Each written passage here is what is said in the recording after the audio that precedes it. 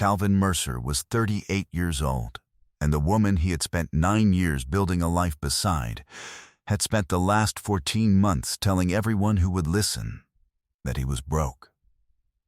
He drove a Ram 1500 work truck with dried mud on the wheel wells and a hard hat on the back seat. He wore Carhartts 5 days a week, kept his hands calloused from the work, and never once corrected the people who assumed he was a laborer on someone else's job.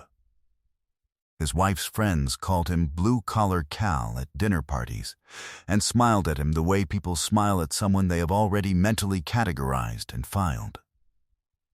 Diane never corrected them. That had once been something he admired about her, the way she let people arrive at their own conclusions. He understood too late that the quality he had been admiring was not restraint. It was expedience. She left in October with her personal accounts, her wardrobe, and her composure entirely intact. She moved into a new construction home in a master-planned community called Ashford Ridge, 22 miles from the house they had shared, and told her sister she had finally found a man with real ambition. She told her mother that Calvin had never been able to provide the life she deserved. She told her new social circle she had spent 9 years married to a broke construction man and was finished apologizing for expecting more. The development she moved into had cost his company $52 million to build, what Diane had not once thought to ask. Not when she signed the lease, not when she walked the polished floors, not when she praised the quality of the trim work to her friends, was whose name was on the land beneath her feet. What she found out reshaped everything she believed she had escaped. Before we jump into the story, comment where in the world you are watching from and subscribe, because tomorrow's story is one you need to hear. The morning Calvin woke at 5:30, it was not because anything had summoned him to. It was a rhythm he had inherited from his grandfather, the way most worthwhile things had passed between them. Not through instruction, but through proximity to someone who had never needed to explain why the early hours mattered. He moved through the house on Tanner Drive in the half-dark, the floors cool under his feet, and took his coffee out to the backyard where he had been building a low, curved planter wall along the far fence line, brick by brick, on weekend mornings, using salvaged material he had pulled from a demolition site in Grant Park 3 weeks before. He mixed the mortar by hand in a pan his grandfather had owned for 40 years.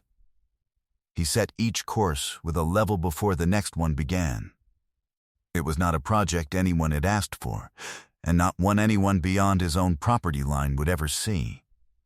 That was, in many ways, exactly the point.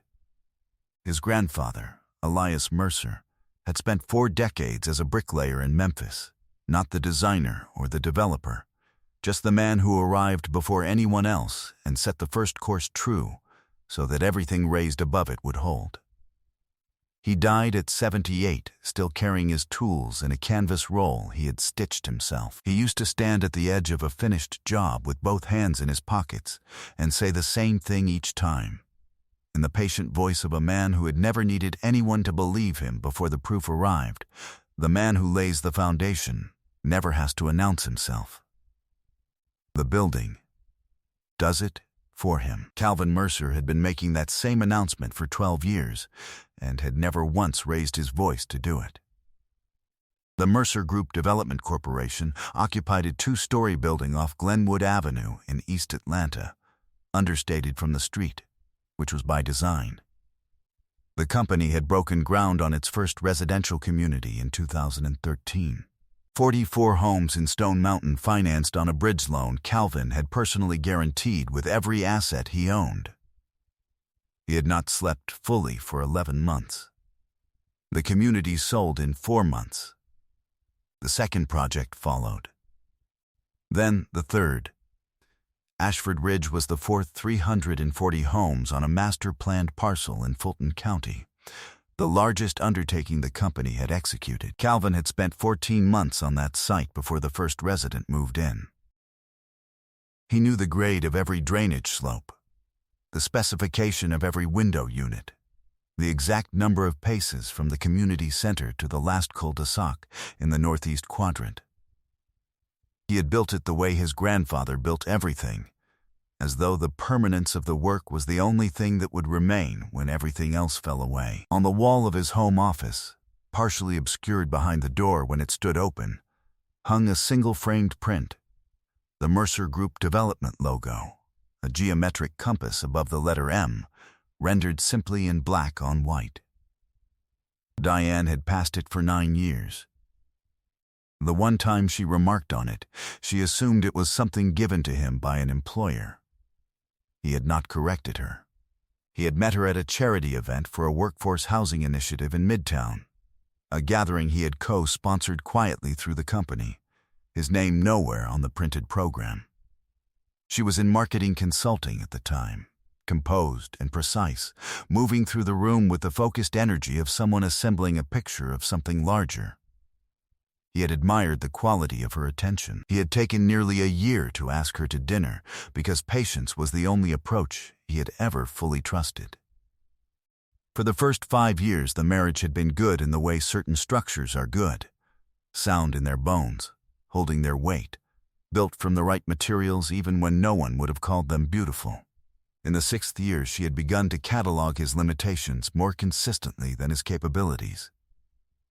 A resort vacation, he said, could wait. A larger house, he said, was not necessary. She had started to say things like, "Don't you want more than this, Calvin?" in a tone that had nothing to do with wanting more for him. He had attributed it to restlessness. He had been wrong about what it was. That October Saturday morning, pulling onto the access road for Ashford Ridge with the sun barely up, he already knew through her cousin that the word Diane used most often when describing her marriage was broke. He had not yet acted on that information. He would. The spec unit on Ridgemont Court was a standard 3-bedroom mid-tier finishes, designed for a 60-day sales cycle. Calvin parked on the street and walked the perimeter first, the way he always began a walkthrough, roofline, gutters, front walk grade, before his eye moved 2 properties down and found Diane's silver sedan parked in the driveway of the furnished short-term lease unit. He stood at the curb for a moment. He knew that unit. He had approved the short-term lease himself 6 months before, without reviewing the full applicant file, a standard practice he applied to below-threshold agreements he delegated to his leasing coordinator. He walked back to his truck and drove to the site office at the south entrance of the development. He pulled the lease record at the management terminal. Primary leaseholder, Preston Gale. Secondary contact number, Diane's phone. His hands did not shake. His face remained perfectly calm. He photographed the screen with his phone and then reviewed the transaction log without closing the file. 7 entries. The first was dated 4 months before Diane moved out of their house. 3 weekend stays were logged in September and October, the same months she had told him she was visiting a college friend in Savannah. He opened the joint bank statement on his laptop and cross-referenced. A furniture delivery charge appeared on a date matching the second logged weekend. A reading chair and a fabric Diane had mentioned wanting for their living room, and that he had said could wait. The delivery address was the lease property on Ridgemont Court. He read it the way he read a structural report. Methodically, without the interference of what he hoped might still be untrue. He drove home. Over the 4 evenings that followed, he assembled the full picture from his home office, with the same discipline he applied to a site assessment. Perimeter first. Then, inward, document before concluding. He downloaded bank statements for 11 months. He cross-referenced her supplemental card against her stated schedule. An Airbnb charge near Ashford Ridge on a Sunday. She had said she was at her mother's. A restaurant receipt in Buckhead on a Thursday logged as a late work meeting. $31,000 transferred from their joint savings into a personal account she had opened without his knowledge, moved in deliberately irregular increments. $800 here, $1,400 there, $2,200 the next month. Varied enough to read as normal spending, and consistent enough over 11 months to read as a plan. It had been a plan. She had selected a neighborhood to land in. His neighborhood, his streets, his drainage infrastructure and his window specs and his hoe covenants and his community center, and she had done it without knowing. Or perhaps because Preston Gale had brought her listings and this one fit what she wanted. New construction, modern finishes, quiet and upscale, and finished to the quality she had always said she deserved. Either way, the address on her lease was his address in every sense that counted legally and financially. There was something in that he did not reach for a feeling about. He noted it. He moved on. He filled 4 pages of the composition notebook he kept for site punch lists. Black ink, neat columns, dates and figures and cross-references arranged the way his grandfather arranged measurements before a course of brick. Level first, then plumb, then the whole truth visible in the wall. He moved with the same deliberate calm that defined all of his work. He closed the notebook. He picked up his phone. He called a woman named Claudette Morrison, the Atlanta attorney he had retained when the company incorporated 10 years before, a woman he trusted for the same reason he trusted his best subcontractors. She told you exactly what the ground would bear before anyone broke soil. "I need an appointment this week," he said. "I'll bring documentation." "Thursday morning," she said. 8:30. The foundation, his grandfather had always said, was the part no one saw after it was finished. That was precisely what made it the most important part of anything ever built. Claudette Morrison's office was on the 15th floor of a building near Peachtree Center, a corner suite with a view of the Atlanta skyline that she appeared to have stopped noticing years ago.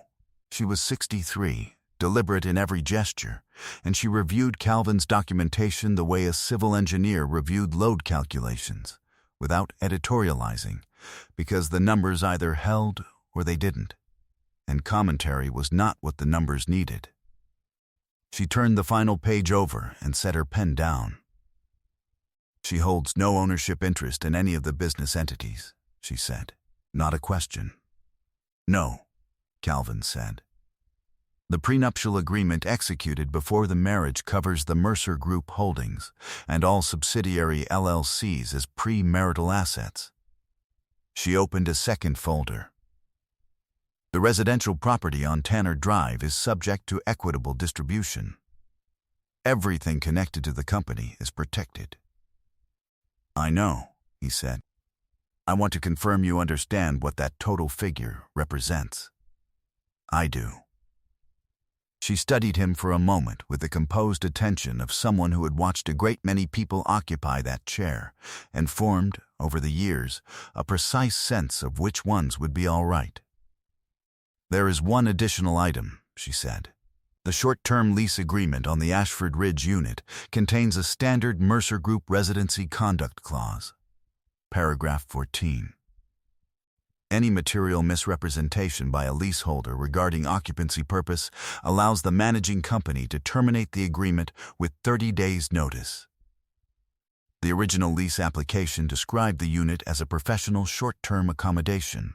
She set the printed clause on the desk between them. "The transaction history you have provided indicates it was used as a personal residence for purposes inconsistent with that representation." "Yes," Calvin said. "You don't need to act on that immediately. But it's there when you want it." He gathered his folder.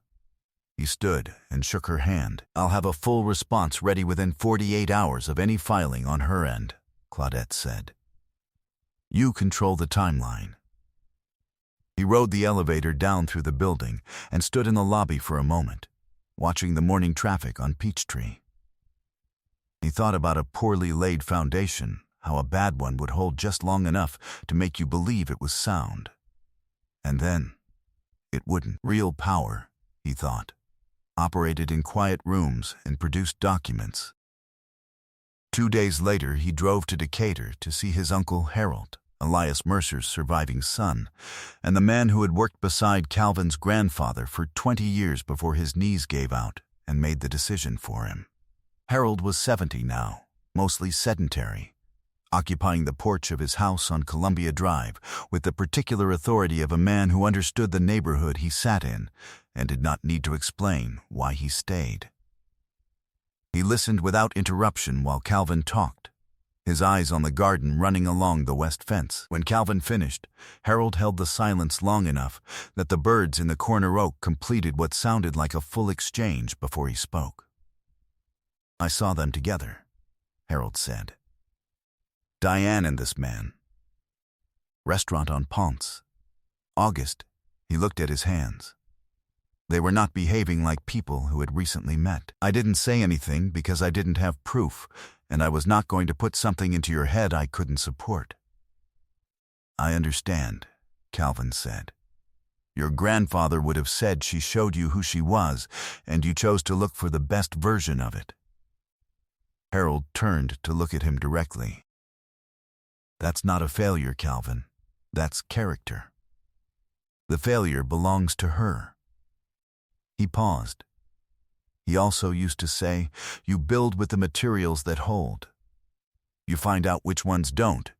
You pull them before they compromise the whole structure." Calvin nodded. He drove back to Atlanta with that settled into him and went to work. The forensic accounting firm he retained through a subsidiary LLC delivered their report 9 days later. $31,000 in unauthorized transfers over 11 months, moved in deliberately irregular amounts to avoid automatic account alerts. 3 wire transfers to an account linked to Preston Gale's name, individually explainable, collectively a pattern, and Claudette had circled all 3. The report also surfaced a commercial property bid that Preston Gale's brokerage had submitted on an East Atlanta parcel 6 months prior, priced with unusual specificity against a competing offer, using market intelligence that was not publicly available. The competing developer on that parcel had a standing referral relationship with the Mercer Group. Claudette reviewed the full package and underlined one item twice. "The pricing intelligence on the East Atlanta parcel," she said. He needed an inside source for that. "Yes," Calvin said. "Someone with access to your operations." "Yes," she made a note and said nothing further about it. She did not need to. That Friday evening, Calvin came home, hung his jacket on the hook by the back door, and sat across from Diane at the kitchen table while she talked about a project she was working on. She had made roasted chicken with the herbs she grew on the windowsill. She touched his forearm when she asked about his week. He answered her questions in full. He thanked her for the meal. He did not raise his voice. He did not give her any indication that the structure she imagined she was managing had already been reviewed, reinforced, and documented from every bearing wall to its outermost edge. She had no idea. Preparation was the work. The rest was only the schedule. The Mercer Group Development hosted an annual event at each of its active communities. A developer introduction meeting, open to all current residents, where the team behind the neighborhood was available to address questions about infrastructure, planned improvements, and future phases. The Ashford Ridge event was scheduled for the second Saturday of November at the main community center, 9 in the morning. Every active leaseholder in the development received a standard invitation by mail. Calvin had reviewed the format with Claudette. It was a public meeting. Any leaseholder had standing to attend. Preston Gale and Diane arrived at 9:12 together, Preston with the particular ease of a man who had not yet encountered a room he couldn't read within the first minute. The community center was a mid-size meeting hall, 40-odd folding chairs arranged in rows, a projection screen at the front, and a long table where Calvin's operations director, his community liaison, and Claudette Morrison were already seated when they walked in. Diane registered the table. She registered Claudette. Something in her expression performed a quiet recalibration, not alarm, but the particular reordering of a person who had just understood that this room was not arranged the way she had expected. She sat down. Calvin was not in the room when they arrived. He entered from the side corridor at 9:15 after the room had settled. He had dressed the way he dressed for every client meeting: dark jacket, pressed shirt, clean work boots. He carried a folder and walked to the front of the room without hurry. He set the folder on the table. He looked out at the assembled residents. He looked at Diane.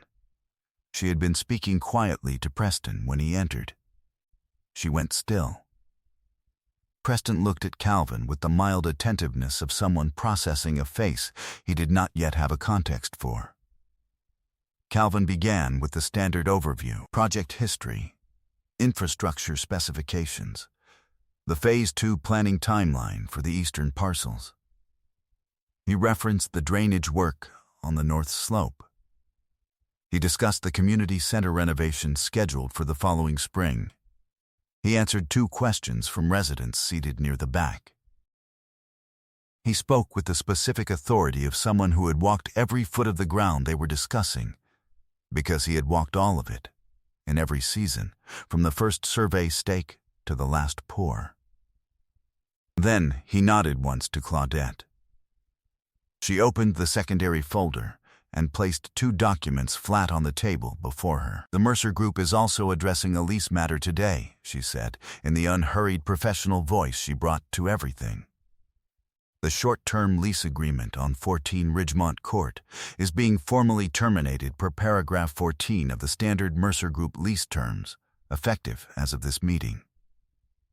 The occupants will have 30 days from today to vacate the property," Preston Gale said. "On what grounds?" "The original lease application described the unit as a professional short-term accommodation," Claudette said. "Logged entry records, financial documentation, and third-party evidence indicate the unit was used as a personal residence for purposes inconsistent with that representation." She looked at him with the evenness of someone who had said difficult things in rooms like this for 30 years and no longer found it difficult. "If you would like to review the supporting documentation, I will provide a full copy following this meeting." The room had gone very quiet. Preston looked at his attorney, who was not present, because this had not been that kind of morning for him. Diane looked at Calvin. He held her gaze without expression and without movement. The complete, undisturbed calm of a man who had already done all of his processing in a home office on 4 consecutive evenings and had nothing left to sort through in public. "You built this," she said. Her voice had gone to something unperformed, something that sounded closer to the truth than anything she had said to him in years. "I built all of it," he said. "The house you are leasing, the one next to it, the street you drove in on, the community center you are sitting in, the drainage under the ground beneath your feet. I spent 14 months building this neighborhood before a single resident moved in, and I have built 3 others before it. That is what I have been doing for 12 years while you told people I had no ambition." He did not raise his voice. Preston began to say something about legal review. Calvin looked at him once, without particular feeling, and said, "Your brokerage submitted a competitive bid on an East Atlanta commercial parcel 6 months ago, using pricing intelligence sourced from inside my organization. My attorney has the documentation on that as well. I would encourage you to make a call before you decide what you want to say next." Preston said nothing further. Diane looked at the table in front of her. She was quiet for a long moment. When she looked up, the performance was gone from her face entirely, and what replaced it was not something Calvin took satisfaction in seeing. It was just what remained when there was nothing left to maintain. She said, "Calvin, I'm sorry." "I know," he said. He said it simply, not with warmth and not with cruelty, as a plain acknowledgement of a fact that had arrived too late to change anything. He stood. He buttoned his jacket. He picked up his folder. "I spent 9 years building something I believed we were building together," he said. "I understand now that we had different projects. I hope the one you have chosen serves you better than this one did." He walked toward the side corridor. He did not look back. The door closed behind him, with the quiet, settled sound of something well fitted to its frame.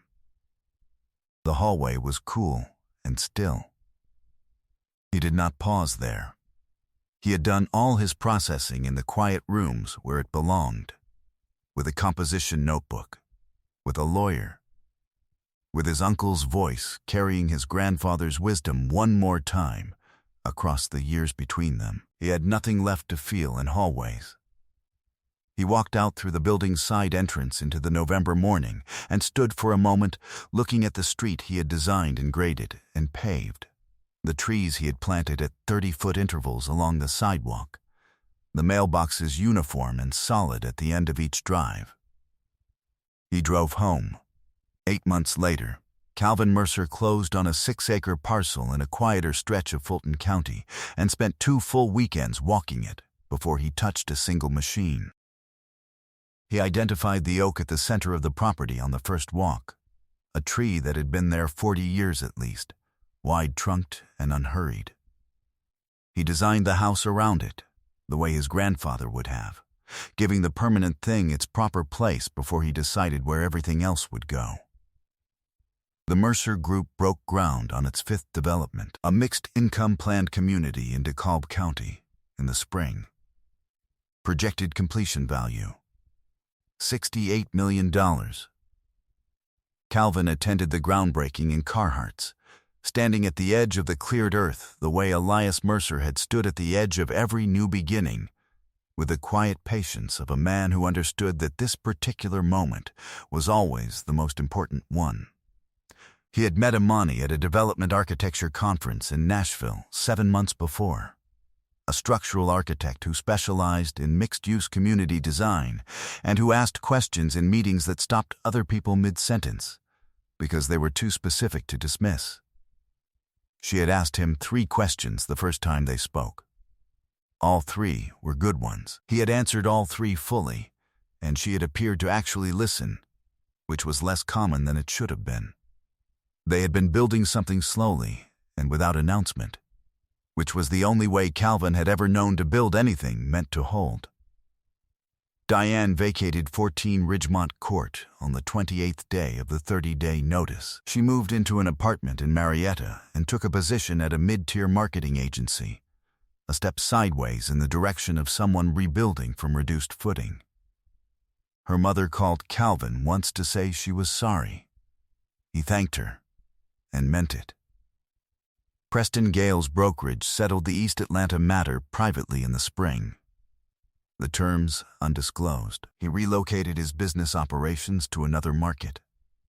Calvin heard about it through an industry contact, noted it, and moved on. He did not spend time on the accounting of other people's consequences. He had his own work to attend to. One morning in April, Calvin poured the first footing of his own house on the Fulton County parcel. He mixed the first batch by hand, as he had always mixed the first batch himself, because that was not something he delegated. He stood at the formwork in the early light, with the spring birds making their ordinary noise in the oak above him, and the smell of fresh concrete rising through the cool air, and his grandfather's tools rolled in canvas on the tailgate of the truck behind him. He thought about a man in Memphis standing at the edge of a finished job with both hands in his pockets. He picked up the trowel. The man who lays the foundation never has to announce himself. The building does it for him. He was free. He was solvent. He was building something new. I hope you enjoyed that one. Be sure to like the video and subscribe so you don't miss the next story. I've picked out 2 more for you that I think you'll really like.